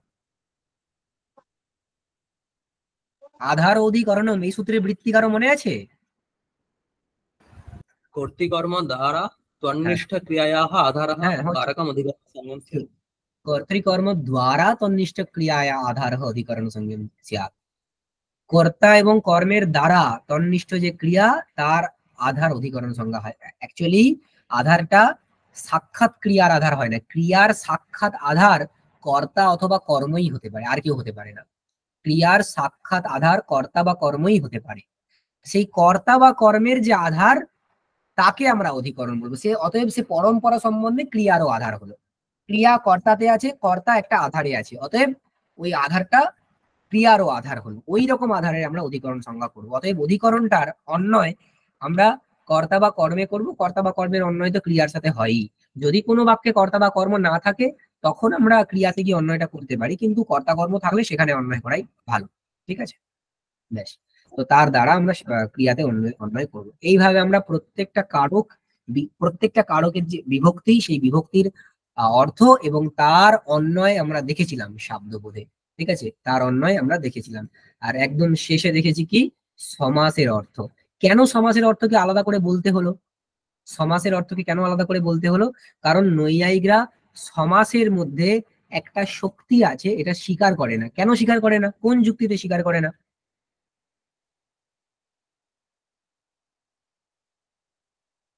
মনে পড়ছে না কারো? সমাস কি কোনো পদ? বাক্যে শক্তি স্বীকার করে না। হ্যাঁ, নৈয়ায়িকরা তো বাক্যে শক্তি স্বীকার করে না। যেহেতু বাক্যে শক্তি স্বীকার করে না, সমাস হচ্ছে একটা বাক্য, সমাস তো কোনো পদ নয়। সমাসে অনেকগুলো পদের সমাহার হয়েছে, তাই সেটা একটা বাক্য। তাই সেই টোটাল বাক্যে কখনো শক্তি থাকতে পারে না, এটা নৈয়ায়িকরা বলে। তাই সেই বাক্যটাকে ভাঙতে হবে, ভেঙে ভেঙে দেখতে হবে সেখানে কিভাবে অন্যায় করা যায়। সেখানে বহুব্রীহি সমাসকে আমরা ভেঙে দেখেছি যে কিছু যুক্তির কারণে বহুব্রীহি সমাসে কিন্তু, যেমন চিত্রগুহু, এখানে মানে দুটো পদ রয়েছে এই সমাসটাতে। দুটো পদ রয়েছে, কি কি পদ? চিত্র গৌ। চিত্র গৌ। এবং গো, হ্যাঁ। সেখানে চিত্র এবং গো, চিত্র পদের অর্থ যদি চিত্র ধরি মানে চিত্ররূপ বিশিষ্ট, আর গো পদের অর্থ গরু। এবং আমরা জানি দুটো নামার্থের অন্বয়, দুটো নামার্থের যখন সাক্ষাৎ অন্বয় হয়, তখন কোন সম্বন্ধে অন্বয় হয়? অভেদ অভেদ সম্বন্ধে। অভেদ সম্বন্ধে। নামার্থয়োঃ অভেদান্বয়ঃ। তাহলে চিত্র পদের এবং গো পদের অন্বয় হবে অভেদ সম্বন্ধে। তাহলে চিত্রা ভিন্ন গৌ, এরকম অর্থ দাঁড়িয়ে যাবে। কিন্তু চিত্রগু এই পদটার অ্যাকচুয়াল অর্থ কি? চিত্র গোস্বামী। চিত্র গোস্বামী। গোস্বামী, চিত্র বর্ণের গরু যার কাছে আছে, সেই চিত্র গোস্বামী। তাহলে সেই অর্থটা এখান থেকে আসছে না। এই মানে এইভাবে বাক্যটাকে ভেঙে অর্থ করলে তো আসছে না। তখন বলা হয়েছে কি করতে হবে? কি করতে হবে বলা হয়েছিল? লক্ষণা করতে হবে। প্রথমে একটা মানে উত্তর পদে লক্ষণা করা হয়েছিল, গো পদে লক্ষণা করে গোস্বামী এই অর্থ বলা হয়েছে। আর চিত্র পদের অন্বয় গোতে করা হয়েছিল, কিন্তু তাতে একটা সমস্যা আসছিল। কি সমস্যা? নৈয়ায়িকদের একটি মত রয়েছে, পদার্থ পদার্থে না অন্বেতি নতু পদার্থৈক দেশে না। কিন্তু এইখানে পদার্থের একদেশের সাথে অন্যায় হয়ে যাচ্ছিল। তাই জন্য গো পদে চিত্র গো, সরি, গোস্বামী এখানে লক্ষণা না করে গো পদেতেই আমরা লক্ষণা করব কি? চিত্র গোস্বামী এই লক্ষণা করব। আর চিত্রপদটা হয়ে যাবে তাৎপর্যের গ্রাহক। তাহলে বহুব্রীহি সমাসে এইভাবে সিদ্ধান্ত করা হয়েছিল যে বহুব্রীহি সমাসে কোথায় লক্ষণা করতে হয়? কোন পদে? উত্তর পদে। উত্তর পদে। পদে লক্ষণা করতে। পূর্ব পদটা সেখানে হয়ে যায় তাৎপর্যের গ্রাহক। আরো উদাহরণ দেওয়া ছিল, পীতাম্বর হয়, এইসব উদাহরণ দেওয়া হয়েছিল। তৎপুরুষ সমাস, তৎপুরুষ সমাস যেমন ষষ্ঠী তৎপুরুষ একটা উদাহরণ পেয়েছিলাম আমরা, রাজপুরুষ। এই রাজপুরুষতে কোথায় ইয়ে করতে হবে, লক্ষণা করতে হবে? পুরুষ পদে। পূর্ব পদে। পুরুষ পূর্ব পদে। পদে লক্ষণ। পুরুষ পদে কে বললো? পূর্ব পদে। না, স্যার রাজা, রাজা আর রাজপদে লক্ষণা করতে হবে, তাই না? রাজসম্বন্ধী এরকম অর্থ করতে হবে, রাজসম্বন্ধী অভিন্নব পুরুষ এরকম শব্দবোধ হবে। তৎপুরুষের একটা ভেদ রয়েছে কর্মধারয়, নীলোৎপলম প্রভৃতি, সেখানে কোথায় লক্ষণা করতে হবে? আচ্ছা, কেন লক্ষণা করতে হবে আর কেন লক্ষণা করতে হবে না সেগুলো কিন্তু ওই ক্লাসে আমরা দেখেছি, ভেঙে ভেঙে দেখেছি যে এই অসুবিধা হচ্ছে লক্ষণা না করলে, সেগুলো কিন্তু আমরা আর বলছি না, জাস্ট খালি মনে করার জন্য একবার বলে দিচ্ছি কোথায় লক্ষণা করতে হবে। কর্মধারয় সমাসে কোথায় লক্ষণা করতে হবে? লক্ষণ করার প্রয়োজন লক্ষণা নেই। করতে হবে। কর্মধারায় লক্ষণের প্রয়োজনই নেই, কর্মধারায় এমনি পদের অর্থ থেকেই পদার্থগুলো মানে পুরো পদার্থটা পেরিয়ে যাবে, ঠিক আছে, কর্মধারায় লক্ষণের প্রয়োজন নেই। আচ্ছা, দ্বন্দ্ব সমাস, দ্বন্দ্ব সমাসের দুই ভাগ, ইতরেতর আর সমাহার। ইতরেতর দ্বন্দ্বে কোথায় লক্ষণা করতে হবে? হবে না। হ্যাঁ, ইতরেতরে লক্ষণের প্রয়োজন নেই। সমাহার দ্বন্দ্বে উত্তর পদে। উত্তর পদে। উত্তর পদে লক্ষণা করতে হবে। সেখানেই মানে অহিনকুল, এখানে নকুল পদটা হচ্ছে উত্তর পদ, সেই নকুল পদেরই অর্থ আমরা ধরবো অহিনকুল সমাহার। অহিপদটা বা পূর্ব পদটা হয়ে যাবে তাৎপর্যের গ্রাহক। আচ্ছা, অব্যয়ী ভাব সমাসে কোথায় লক্ষণা করতে হয়? উত্তর পদে। উত্তর পদ। উত্তর পদের যে অর্থ সেইটা পূর্ব পদার্থে গিয়ে অন্বিত হয়, উত্তর পদের যে অর্থ সেইটা কিন্তু পূর্ব পদার্থে গিয়ে অন্বিত হয়। ব্যাস, এইভাবে সবকটা সমাসের অর্থ আমরা দেখেছি, কোথায় কি লক্ষণা করতে হবে সেইটা আমরা পড়েছি। আমরা বলেছিলাম যে এই বিষয়ে যদি একদম ডিটেলসে আরো বেশি করে জানতে হয় তাহলে কিন্তু ভাষা পরিচ্ছেদের যে শব্দ খণ্ডটা আছে সেইখানে শেষের দিকে আছে এই বিষয়টা, সেখানে আপনারা দেখতে পারেন, ঠিক আছে, আরো ভালো করে যদি কারো করার ইচ্ছে থাকে। ব্যাস, এইভাবে আমরা পুরো বিষয়টাকে দেখেছি। আচ্ছা, এরপরে দেবজিৎদার একটা, এখানে আমাদের ক্লাসটা শেষ, ঠিক আছে। আচ্ছা, দেবজিৎদার একটা প্রশ্ন ছিল, দেবজিৎদা একটু বলো। ও যেখানে কর্তা অনেক হচ্ছে, যেমন রাম লক্ষণ শ্যামস্য রামাঙ্গ সন্দীপ। রামঃ, এখন একটা বাক্য পেয়েছি আমরা, রামঃ লক্ষ্মণঃ শ্যামঃ চ গমিষ্যন্তি, তাই তো? গমিষ্যন্তি। এখন গমিষ্যন্তিকে ভাঙলে আমরা কি পাবো? গম আর ঝি। ঝি। এটা কোন কালে? ভবিষ্যৎকালে, ভবিষ্যৎকালীন ক্রিয়া, ঠিক আছে। আচ্ছা, এই ঝি প্রত্যয়ের অর্থ সেই কৃতি, ঠিক আছে, সেই কৃতি। এই কৃতির অন্বয় কিন্তু রামেতেও হবে, লক্ষ্মণেতেও হবে, আর শ্যামেতেও হবে। কেন? এই কৃতিটা কিন্তু বহুত্ব যুক্ত, তাই না? এই ঝি প্রত্যয়ের অর্থ কি এখানে? বহুত্ব। এই ঝি প্রত্যয়ের অর্থ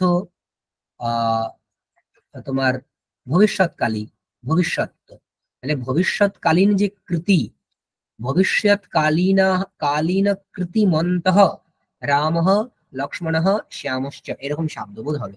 ভবিষ্যৎকালীন কৃতিমন্তঃ রামঃ লক্ষ্মণঃ শ্যামঃ, অথবা ভবিষ্যৎকালীন কৃতিমান রামঃ কৃতিমান লক্ষ্মণঃ কৃতিমান শ্যামঃ, এরকম আলাদা আলাদা করে করতে পারো।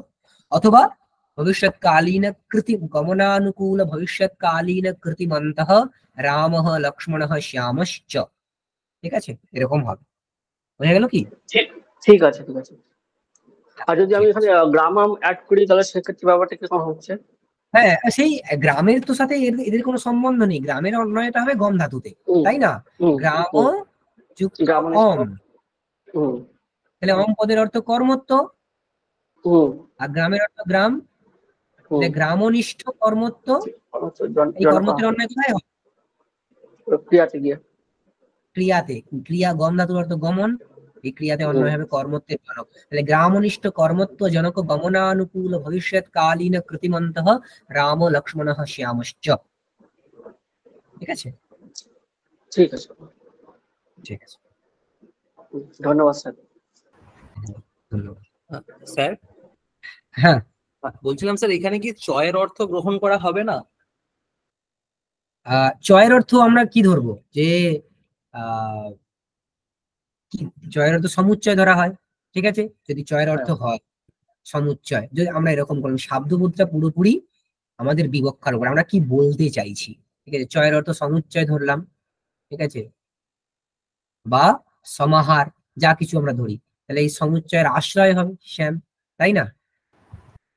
হ্যাঁ, সমুচ্চয় রাম লক্ষ্মণ এবং শ্যাম, রাম লক্ষ্মণ এবং শ্যাম, এরা হচ্ছে যদি আমরা সমাহার বলি, এদেরকে নিয়ে তো সমাহারটা গঠিত হয়েছে, রাম লক্ষ্মণ এবং শ্যাম এই তিনজনকে নিয়ে গঠিত হয়েছে, তাহলে তারা এই সমাহারের আশ্রয় হবে। ঠিক আছে, তাহলে সেক্ষেত্রে শব্দপদটা কেমন হবে একটু বলুন স্যার। ভবিষ্যৎকালীন কৃতিমন্ত রাম লক্ষ্মণ শ্যাম সমাহার, এরকম বলতে পারি আমরা। ঠিক আছে, রাম লক্ষ্মণ শ্যাম সমাহার, যেমন সেই সমাহার দ্বন্দ্বে করছিলাম না, অহিনকুল সমাহার, ঠিক এখানেও তাই, অহিনকুল মানে কি, অহিনকুল সমাহার, তাই না? ঠিক এখানে আমরা ঠিক আছে, সেরকম বলতে পারি, রাম লক্ষ্মণ শ্যাম সমাহার। ঠিক আছে, ঠিক আছে স্যার। হ্যাঁ। আচ্ছা, আর কারো কোনো প্রশ্ন আছে? ঠিক আছে, ঠিক আছে স্যার, তাহলে স্যার এইটাতে ভবিষ্যৎকালীনটা কোনখানটায় দিতে হবে আর একবার একটু বলে আচ্ছা, দেবেন? সব জায়গাতেই কিন্তু কালটাকে দিতে হয়, আমরা এখানে আলাদা করে বর্তমান কালের সময় কালটাকে দেখাচ্ছিলাম না, কারণ এমনি বোঝা যাচ্ছিল এখানে হ্যাঁ। যেহেতু ভবিষ্যৎ কালটা হচ্ছে এই কৃতিতে অন্যয় হয়। ঠিক আছে, কালটা কৃতিতে অন্যয় হবে, ভবিষ্যৎ কালটা এই কৃতিতে অন্যয়, ভবিষ্যৎকাল তাতে আশ্রিত হচ্ছে কৃতি। ঠিক আছে, ভবিষ্যৎকালে আশ্রিত হলো কৃতি, কারণ কি, কাল এই জগতের আশ্রয়, জন্যানাম জনক কালো জগতাম আশ্রয় মতঃ, জগতের সবকিছু কালে আশ্রিত, তাই কৃতিটা কালে আশ্রিত হবে। তো ভবিষ্যৎ কালীন কৃতি এরকম আমরা বলতে পারি, বা ভবিষ্যৎ কালাশ্রিত কৃতি এরকমও বলতে পারি। ঠিক আছে, আচ্ছা, ঠিক আছে। ঠিক আছে, ঠিক আছে স্যার, তাহলে এখানেই রাখলাম ক্লাসটা। অসংখ্য ধন্যবাদ স্যার আপনাকে। আপনাদেরকেও ধন্যবাদ, অভিজিৎ দা, ধন্যবাদ ভাইয়া, স্যার আছেন। অনেক ধন্যবাদ স্যার। হ্যাঁ, সকলে এখন লিভ করবেন না, আমাদের কিছু ঘোষণা আছে এবং স্যারকে ধন্যবাদ জ্ঞাপন আছে। স্যার আমার কথা শোনা যাচ্ছে? হ্যাঁ স্যার, শোনা যাচ্ছে। হ্যাঁ, তো আমি প্রথমেই শঙ্কর স্যারকে অনেক ধন্যবাদ জানাই, যে উনি এত যত্ন করে আমাদেরকে প্রথম থেকে শেষ অবধি এত ধৈর্য নিয়ে পড়ান। এবং আমরা প্রথমত এই যাত্রা শুরু করেছিলাম শাস্ত্র সুধা 1 দিয়ে, যেখানে নব্যোন্যায় ভাষা প্রদীপ আমরা পুরোটা পড়েছিলাম, তার রেকর্ডিং ইউটিউবে আছে, আপনারা সকলেই দেখতে পাবেন। এরপরে আমাদের ছাত্রছাত্রীদের কাছ থেকে অনুরোধ এসেছিল স্যারের পড়ানোর সময়, স্যার শব্দবোধ প্রসঙ্গে যখনই বলতেন, যে ওনারা বলতেন যে শব্দবোধ নিয়ে একটা পুরো ওয়ার্কশপ হলে ভালো হতো। তো আমরা সেই জন্য তাদের কথা অনুসারে আমরা একটা শব্দবোধের ওপরেও সম্পূর্ণ ওয়ার্কশপ একটা স্যারকে অনুরোধ করেছিলাম, স্যার সম্মত হয়েছিলেন। একটু দেরি হয়েছিল কারণ স্যার থিসিস জমা দিচ্ছিলেন তখন, তো ওই জন্য আমরা একটু অপেক্ষা করে গেছি এবং তারপরে আবার আমরা অ্যাক্টিভ হয়ে শব্দবোধ প্রক্রিয়া পুরোটা শেষ করেছি। আমি স্যারকে অনুরোধ করেছিলাম যে একটু সামারাইজ করে দিতে, যাতে যতটা পড়া হয়েছে যেন সবার একটু মনে মাথায় থাকে আর কি। তো এরপরে আমি শুরুর দিনে বলেছিলাম যে এই ঋক প্রতিষ্ঠান আসলে স্থাপিত হয়েছে আমাদের যে সংস্কৃত শাস্ত্রের পরম্পরা, যেটা পশ্চিমবঙ্গে আগে ছিল, যে পরম্পরা এখন প্রায় ম্রিয়মান, তাকে বাঁচিয়ে তোলার জন্য আমাদের একটা নিরন্তর প্রয়াস আমরা করছি। তো সেই প্রসঙ্গে আমরা পাণিনীয় ব্যাকরণের যে পরম্পরা, সেই পারম্পরিক অধ্যয়ন শুরু হয়ে গেছে, আপনারা অনেকেই সেখানে কোর্সে আছেন। প্রথমে ইন্ট্রোডাকশন অংশ হচ্ছে, মানে পূর্ব পিঠিকা যাকে বলে, সেই অংশ কোর্স শুরু হয়েছে এবং সম্পূর্ণ বৈয়াকরণ সিদ্ধান্ত কৌমুদি একদম বালমনোরমা তত্ত্ববোধিনী অনুসারে আমাদের পড়া হবে। এইবারে ন্যায় দর্শনের যে আমাদের পরম্পরা ছিল, সেটা আমরা পাঠ শুরু করতাম তর্ক সংগ্রহ দিয়ে।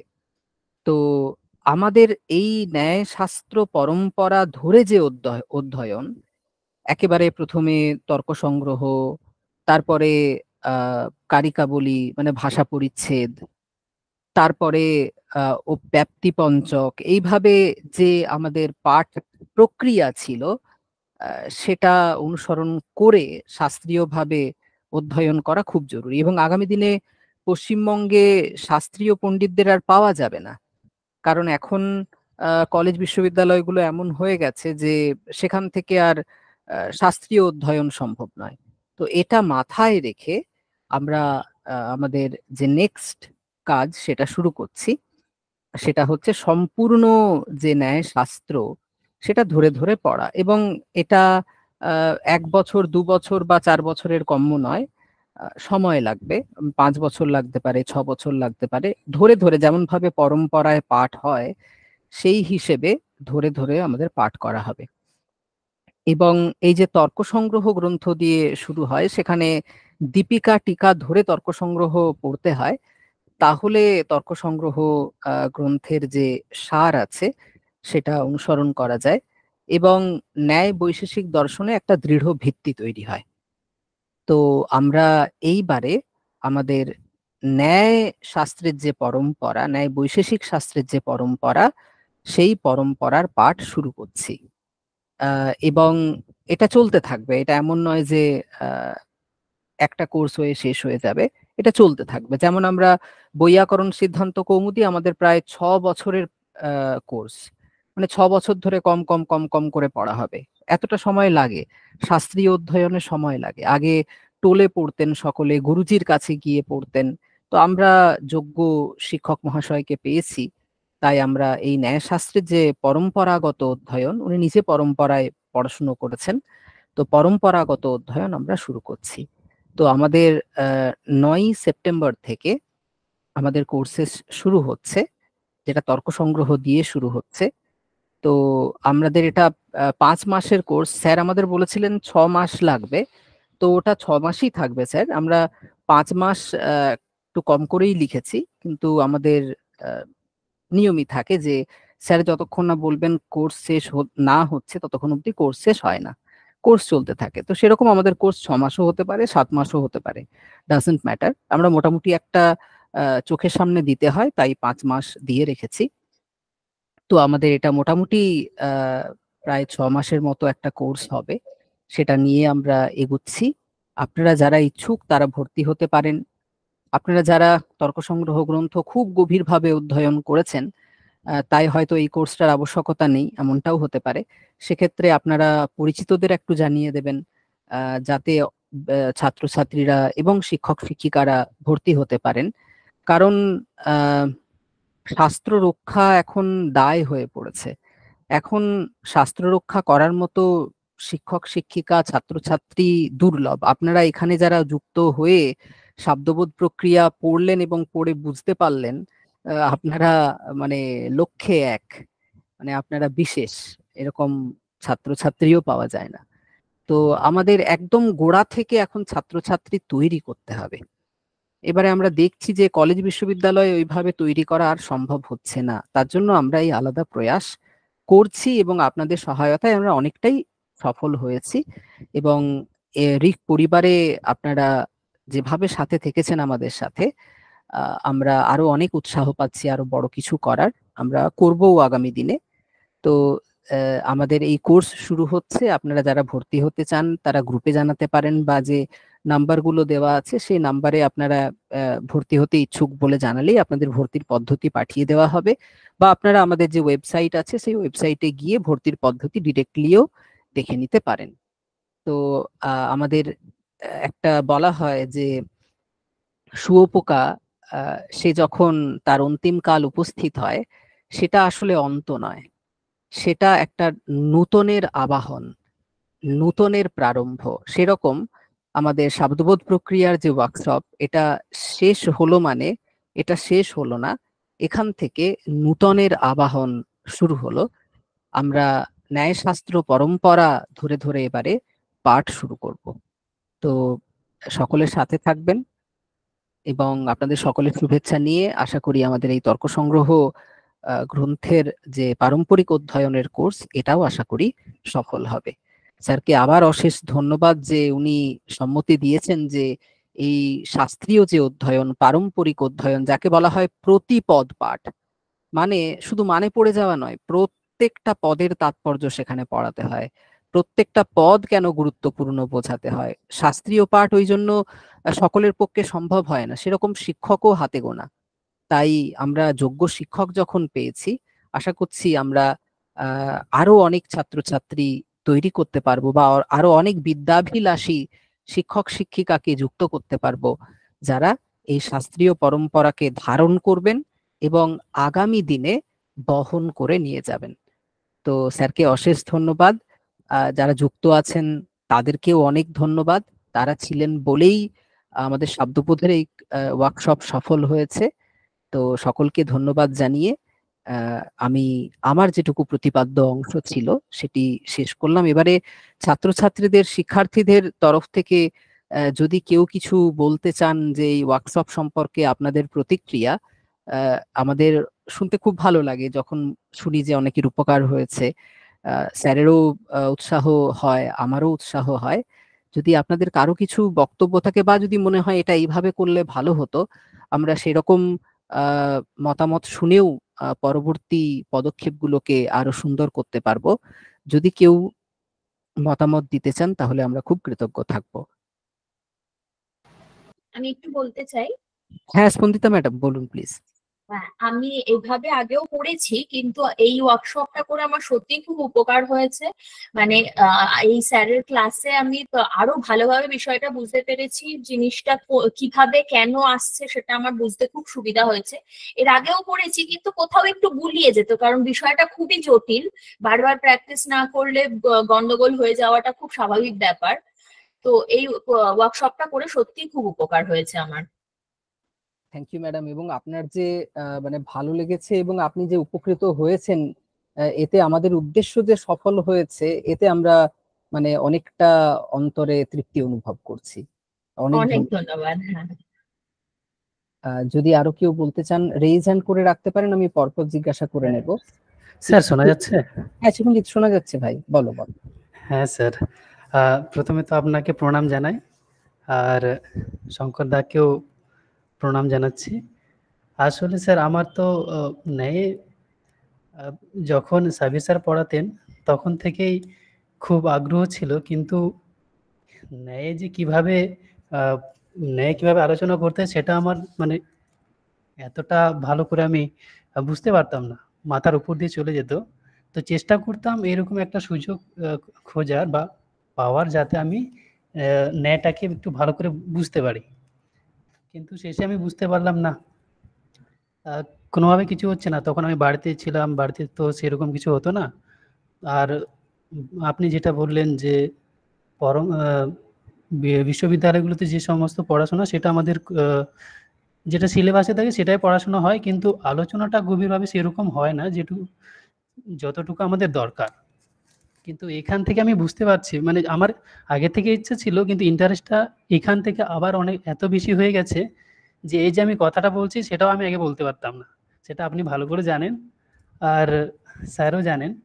আমি কথা বলার যে সাহসটা সেটুকু করতে পারতাম না। তবে এখন শঙ্করদা যেটুকু, মানে শঙ্করদা বলছি, শঙ্করদা নিজে বলেছিলেন যে তোমরা আমাকে স্যার বলবে না, দাদা বলবে, সেই জন্য বলছি, সেই জন্য শঙ্করদা কিছু মনে করবে না। তো এখন থেকে আগ্রহটা এত বেশি হয়ে গেছে যে মনে হচ্ছে আমি প্রত্যেকটা ন্যায়ের চর্চার যে ক্লাসগুলো হবে সেটুকু আমি নির্দ্বিধায় বা কোনো সংকোচ ছাড়াই করব। আর যেটুকু আমার মানে প্রচেষ্টার দরকার সেটুকু আমি সবটুকুই দিয়ে এই ন্যায় চর্চাটাকে আমি নিজের আয়ত্তে আনতে চাইছি।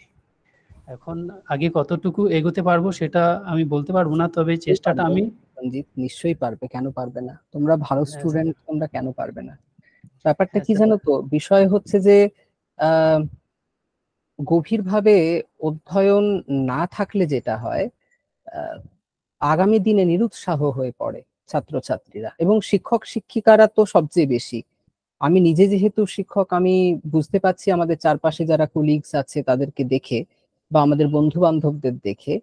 তো একটা শাস্ত্রে যদি একটা দখল না থাকে, 10টা শাস্ত্রে দরকার নেই, কোনো একটা শাস্ত্রে দখল দরকার। তাহলে কি হয়, তাহলে আমাদের দ্বারা ছাত্রছাত্রীরা আরো অনেক বেশি উপকৃত হয়, এবং ওই শাস্ত্রের যে গভীর দৃষ্টি যখন তৈরি হয় তখন আমাদের পড়ানোর শৈলী পরিবর্তন হয়ে যায়। আমরা যখন মানুষের সাথে কথা বলবো তার মধ্যে পরিবর্তন আসে। শুধু তাই নয়, আমাদের যে ইন্টারভিউ গুলো হয়, আমরা যে পরীক্ষাগুলো দিতে যাব, সেখানেও কিন্তু আমাদের অনেক পরিবর্তন চলে আসে, অনেক ম্যাচিউরিটি চলে আসে।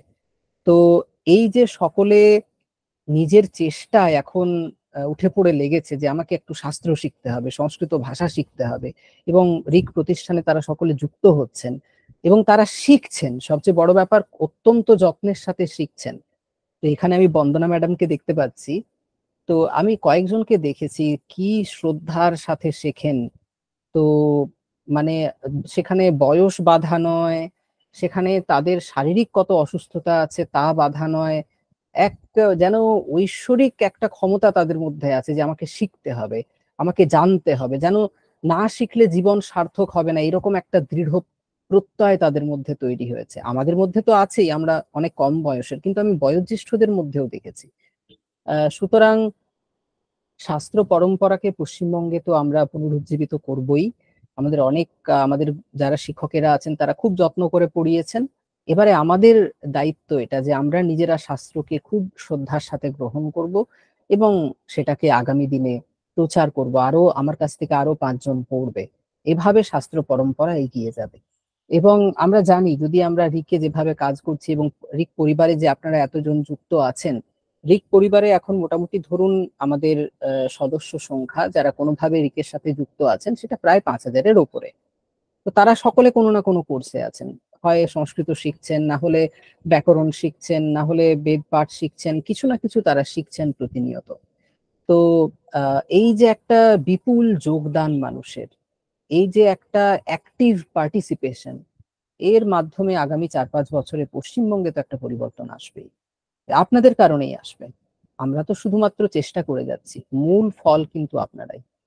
তো খুব ভালো লাগে, আমরা খুব উৎসাহ পাই সারাদিন পরিশ্রমের পরেও যখন এসে বসি এই কাজটা নিয়ে। শুধু আপনারা এত ভালো করছেন, এত উৎসাহী, এটা দেখেই কিন্তু আর কোনো পরিশ্রমকে পরিশ্রম বলে মনে হয় না। অনেকেই জানেন যে আমরা প্রায় রাত্রি 2-3টে অবধি কাজ করি প্রতিষ্ঠানের কাজ, কিন্তু আমাদের একটু পরিশ্রম বোধ হয় না, কারণ আমরা জানি যে এর পেছনে কত মানুষ কত ভালোবাসা নিয়ে লেগে আছেন। যাই হোক, অনেক ধন্যবাদ চিরঞ্জিত। দেবজিৎ রেইজেন করেছে। দেবজিৎ বলো। হ্যাঁ স্যার, শোনা যাচ্ছে? হ্যাঁ, শোনা যাচ্ছে দেবজিৎ। স্যার, প্রথমেই আপনাকে অসংখ্য ধন্যবাদ এই ওয়ার্কশপটার আয়োজন করার জন্য, আর শঙ্কর স্যারকে অসংখ্য ধন্যবাদ এত সুন্দর করে পড়ানোর জন্য। আর আমি অ্যাকচুয়ালি বেডের ছাত্র, কিন্তু বেড পড়তে গিয়েও আমাকে মানে অনেক অসুবিধার সম্মুখীন হতে হচ্ছে। দেখছিলাম যে ন্যায় কিছু কিছু জায়গায় ন্যায়ের বিষয় চলে আসছিল, তার ফলে আমি মানে বেডটাও ঠিক মতো বুঝতে পারছিলাম না। এবার তার জন্য আমার ন্যায় শেখায় বা শঙ্কর স্যারের কাছে এই ন্যায়টা পড়ার ফলে কি হচ্ছে, আমি আরো উৎসাহ পাচ্ছি এবং আরো ব্যাপারগুলো সহজ হয়ে যাচ্ছে, এবং যে লিঙ্ক গুলো আসছে সেগুলো আমি মানে ভালো করে বুঝতে পারছি। এবং অসংখ্য ধন্যবাদ শঙ্কর স্যারকে। দেবজিৎ, আমাদের শুধুমাত্র বেদ বলে নয়, তুমি যখন ভাট্ট দীপিকা পড়তে যাবে, তুমি যখন আরো যে অন্যান্য কঠিন গ্রন্থ, মীমাংসার গ্রন্থগুলো যখন পড়তে যাবে, ন্যায় দর্শনে যদি গভীরতা না থাকে খুব কঠিন। আমি অদ্বৈত বেদান্তের ছাত্র। অদ্বৈত বেদান্তে একটা কথা খুব প্রচলিত, যারা ন্যায় সহ মানে ন্যায় না জেনে বেদান্ত পড়ে তাদেরকে বলে অন্যায় বেদান্তি। মানে ন্যায় জানতেই হবে। অন্তত আমাদের বলে যে মুক্তাবল্যন্তম, তোমাকে বিশাল পড়তে হবে না, সিদ্ধান্ত মুক্তাবলী অব্দি পড়তেই হবে। ওটা পড়ে তুমি বেদান্ত পড়ো, না হলে তত্ত্বপ্রদীপিকা, অদ্বৈত সিদ্ধি ইত্যাদি গ্রন্থে গভীরভাবে ঢুকতেই পারা যায় না। তো সেই রকম একই রকম ভাবে যারা সাহিত্য পড়ে তারা জগন্নাথের যখনই রসগঙ্গাধর পড়তে যাবে, যদি ন্যায়ের বোধ না থাকে, শাব্দবোধের জ্ঞান না থাকে, ওখানে দাঁত ফোটাতে পারবে না। সুতরাং সে সাহিত্যের ছাত্র হোক, ন্যায়ের ছাত্র হোক, মানে ন্যায় তো লাগবে, বেদান্তের ছাত্র হোক, এমনকি স্মৃতির ছাত্র হোক, ঠিক আছে, তো অন্তত মুক্তাবল্যন্ত পড়তে হয়, সিদ্ধান্ত মুক্তাবলী মানে ভাষা পরিচ্ছেদ পর্যন্ত পড়তে হয়। তো এই জন্য দেবজিৎ পড়তেই হবে, মানে সেই দক্ষতা অর্জন করতেই হবে। বলা হয় কাণাদম পাণিনীয়ম চ সর্বশাস্ত্র উপকারকম। ব্যাকরণ একদম ঝরঝরে জ্ঞান থাকা দরকার, আর তার সাথে সাথে হচ্ছে এই ন্যায় বৈশেষিক দর্শন, অন্তত খুব বেশি না হলেও মুক্তাবল্যন্তম পড়তে হবে। তবে গিয়ে শাস্ত্র দৃষ্টি তৈরি হয়, তবে গিয়ে শাস্ত্র পড়তে গেলে সেখান থেকে প্রতিভাজাত তত্ত্ব উঠে আসে, না হলে ওই শব্দ আর শব্দের অর্থ মানে ছাড়া কিচ্ছু পাবে না। প্রতিভাজাত যে অর্থ, যেটা প্রতিভার মাধ্যমে আসে, ওই যে অন্তর্নিহিত প্রতিভা, ওটা তৈরি হয় কিন্তু এই নিরন্তর শাস্ত্র অধ্যয়নের মাধ্যমে। অন্তত বৈয়াকরণ সিদ্ধান্ত কৌমুদী আর এইদিকে মুক্তাবল্যন্ত ন্যায়শাস্ত্র, এটি পড়তেই হবে। দেবজিৎ, লেগে থাকো ভাই। হ্যাঁ স্যার। স্যার আর মীমাংসাটা যদি কেউ থাকে ওটা যদি চালু করা যায় একটু দেখবেন স্যার। মীমাংসাতে না মানে খুব দরকার জানো তো, মীমাংসা অন্তত অর্থ সংগ্রহ, মানমেয়োদয়, ভাট্টদীপিকা, এইগুলো অন্তত পড়ানো উচিত, এটা আমরাও জানি। কিন্তু আমাদের খুব দুর্ভাগ্য, মানে এখন পশ্চিমবঙ্গে সেই রকম মীমাংসক, যেটা অমরবাবু ছিলেন বা আগে আমাদের গোপালনাথ ভট্টাচার্য স্যার ছিলেন, এখনো অনেকে আছেন, আমি সকলকেই শ্রদ্ধা করছি, সম্মান করছি, কিন্তু বিষয় হচ্ছে যে ওই গভীরতা মানে সচরাচর পেয়ে উঠছি না। যদি আমি সেরকম কোনো বিদ্বান পাই এবং তিনি পড়াতে ইচ্ছুক থাকেন, আমি অবশ্যই তাদেরকে যুক্ত করব। কিন্তু আপাতত আমরা চেষ্টা করছি 4টে শাস্ত্র ধরে এগুনোর, তার মধ্যে 2টো শাস্ত্র শুরু হয়েছে, আরো 2টো শাস্ত্র শুরু হবে। তো দেখা যাক। আমরা জানি যে ব্যাকরণ আর ন্যায়টা না হলে কোনো শাস্ত্র পাঠই হবে না, ওই জন্য আমরা ব্যাকরণ এবং ন্যায় আগে শুরু করছি। এই ব্যাকরণ ন্যায় কিছুটা এগুলে তারপরে আমরা বেদান্ত, মীমাংসা এবং ম্যানুস্ক্রিপ্টোলজি ইত্যাদি যা যা আছে সেগুলো আমরা ধীরে ধীরে এগিয়ে নিয়ে যাব। হ্যাঁ হ্যাঁ, যদি আরো কেউ কিছু বলতে চান প্লিজ বলতে পারেন।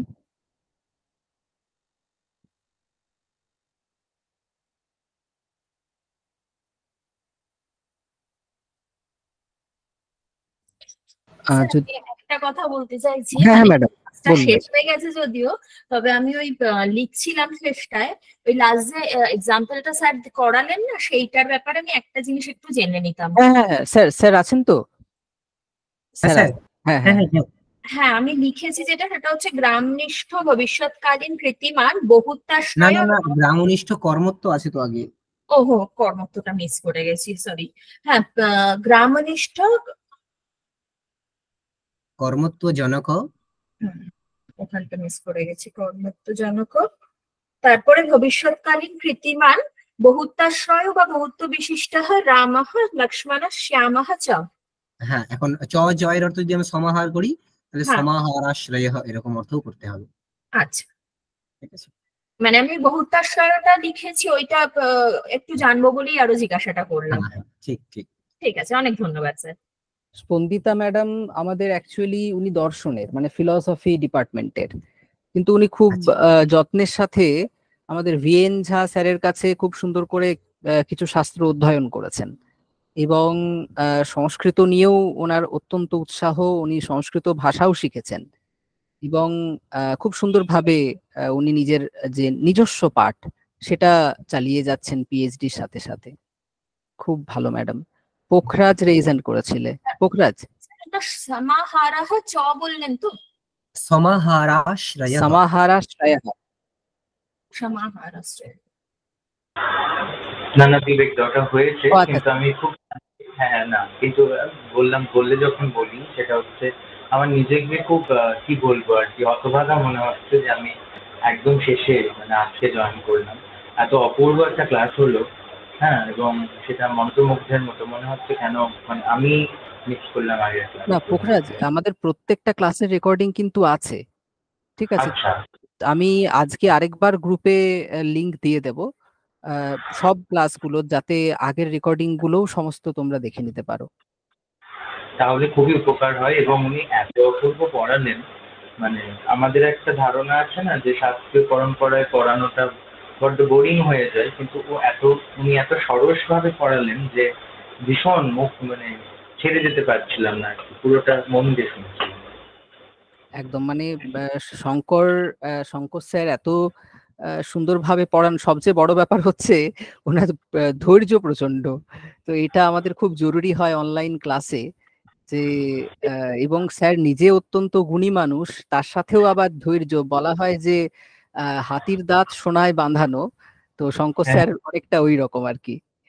না, বিষয়টা হচ্ছে মানে এত কঠিন একটা বিষয় কিন্তু উনি এত সহজ ভাবে বোঝাচ্ছেন, এটা একদম একদম। ভালো লাগছে। মানে আমি তো আজকে খুব উপকৃত হয়েছি। থ্যাংক ইউ এবং ওনাকেও অসংখ্য ধন্যবাদ।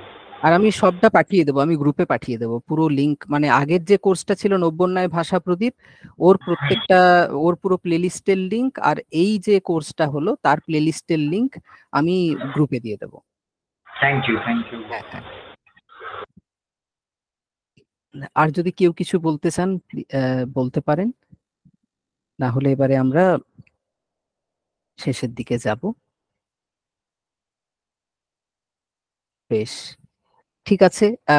তাহলে স্যার আপনার অনুমতি নিয়ে আমরা তাহলে কোর্স মানে এই যে ওয়ার্কশপ সেটাকে শেষের দিকে নিয়ে যাই। হ্যাঁ স্যার, স্যারকে, বিবেক স্যারকে এবং রিক পরিবারকে